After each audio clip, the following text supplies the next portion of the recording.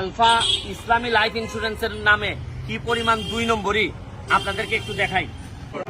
ওনার বাবা ইন্স্যুরেন্সের ইনস্টলমেন্ট দিচ্ছেন, দেওয়ার পর ইনস্টলমেন্টের ডেটের ভিতরে তার বাবা মারা গেছেন।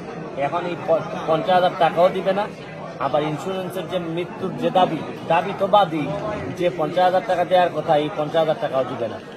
আমার সামনে দুইটা পথ আছে, একটা হচ্ছে লিগাল নোটিশ পাঠানো। লিগাল নোটিশ পাঠাইলে এটা বছরের পর বছর ঘুরতেই থাকবে, আর নাইলে আমার নিজে এই ইন্স্যুরেন্স কোম্পানিতে যাওয়া। আমি এখন সিদ্ধান্ত নিচ্ছি যে তারে নিয়ে এই যে 10-15 মিনিট ঘুরে যদি ইন্স্যুরেন্স কোম্পানিতে গিয়ে দেখি ওনারা কি বলেন, আপনারা আমার সাথেই থাকুন দেখি। আমি এই আলফা লাইফ ইন্স্যুরেন্সের যাইতে যাইতে গুগলে সার্চ করে দেখলাম, আপনারা একটা জিনিস দেখেন, গুগলে সার্চ করে আমি দেখলাম যেটা যে এই আলফা ইন্স্যুরেন্সের ব্যাপারে 2015-16-17 সালে এই 27টি অভিযোগ উত্থাপন করা হয়। এই যে এই আলফা ইসলামী লাইফ ইন্স্যুরেন্সের বিরুদ্ধে কে করে যে নিয়ন্ত্রক হিসাবে এই যে নিরীক্ষা করে, অডিট ফার্ম কর্তৃক অডিট করে এটা পাওয়া যায়। 27টি অভিযোগ ওই সময়ই ওদের বিরুদ্ধে উত্থাপন হয়েছে। এগুলার ব্যাপারে কি হয়েছে জানি না, তবে আপাতত এইগুলা নিয়ে আমি কনসার্ন না। কনসার্ন হচ্ছে কি আমার এই লোকটার কি হয় এটা দেখার জন্য চলেন আমরা এই আলফা লাইফ ইন্স্যুরেন্সে যাই, গিয়ে দেখি যে আমার এই টাকা গেল কই। আলফা ইন্স্যুরেন্সটা কোন দিকে? এদিকে? ঠিক আছে।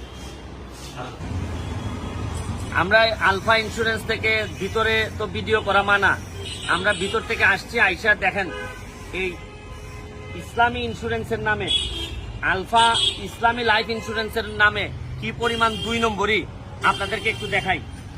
এই যে তার বাবা মারা গেছে হচ্ছে গিয়ে 21/11, মানে হচ্ছে গিয়ে নভেম্বর মাসে মারা গেছে।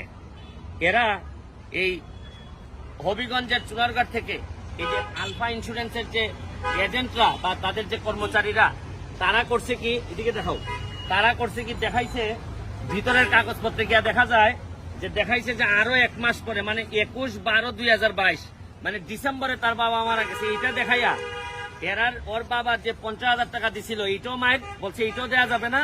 আর যে দাবি মৃত্যু হইলে যে 4.5 লাখ টাকা পাওয়ার কথা, এটা তো চিন্তাই করা যায় না। আমি নিজ থেকে দেখে আসলাম যে মানুষ কি কারণে ইন্স্যুরেন্স করবে। বাংলাদেশে ইন্স্যুরেন্সের অবস্থা একেবারে বেশিরভাগ ক্ষেত্রে একেবারে 2 নম্বরই করা ছাড়া আর টাকা খাওয়া ছাড়া। এইসব গরিব মানুষ ও তো আমার কাছে, আমার এলাকার না হইলে, আমার কাছে না হইলে এত বড় বিল্ডিং এর ভিতরেই ওর ঢোকার ক্ষমতা ছিল না। এরা যে বড় বড় বক্তব্য দেয়, যে সুন্দর কথা বলে, ওর পক্ষে এই দাবি নেওয়াই সম্ভব ছিল না।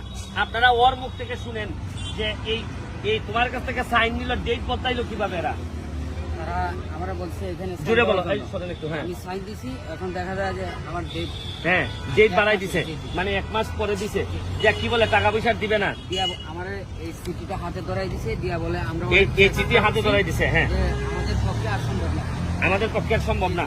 এই দেখেন, এই ধরো ধরো, এটা ধরো, এই দেখেন, এই এর বাবা মারা গেছে ক্যান্সারে। এই 50-54 টাকা কিস্তিতে, 50,000 টাকা কিস্তি দেওয়ার পর, এরপরে মারা যাওয়ার পর কিন্তু 4.5 লাখ টাকা পাওয়ার কথা। এটা দেওয়া তো দূরের কথা, আরো মৃত্যুর ডেট সার্টিফিকেট ছাড়াই এরা না দেখেই এর মধ্যে আবার ওর বাবার জায়গায় ওর নাম লিখে দিছে, দাদার নাম। ওর নাম আফজাল হোসেন, ওর বাবার নাম কিন্তু এটা না, ওর দাদার নাম লিখে দিছে। মানে কতটা অযত্ন অবহেলায় সাধারণ মানুষের বীমা করা হয়, বীমার সেটেলমেন্ট করা হয়, এটার নমুনা নিয়ে আসলাম। বাংলাদেশে এরা রীতিমতো আঙ্গুল ফুলে কলা গাছ হইতেছে, কিন্তু বীমার নামে বেশিরভাগ মানুষের অবস্থা কিন্তু শেষ। এই আপনাদের আলফা, এই আলফার অবস্থা, আলফা ইসলামের নামে, এই ইসলামের নামে এরা কি কি করতেছে আপনাদের এই নমুনাটা আমি একটু তুলে ধরলাম। বাকিটা আমরা আইনি পদ্ধতিতে যাব।